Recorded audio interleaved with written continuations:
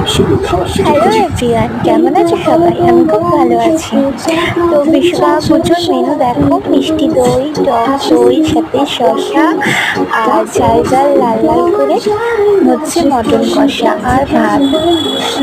তো হাজবেন্ডের কারখানায় পুজো আছে, এটা আমার মেনু।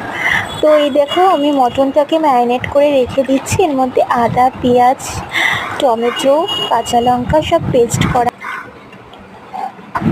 আর জিরে গুঁড়ো, লঙ্কার গুঁড়ো আর মিট মশলা সব কিছু আমি এর মধ্যে দিয়ে দিয়েছি, নুন হলুদ দিয়ে। এটা আমি আধ ঘন্টা ম্যারিনেট করে রাখবো, আর সাথে টক দইও আছে। তো চলো ছটপট মটনটা বানিয়ে নিই।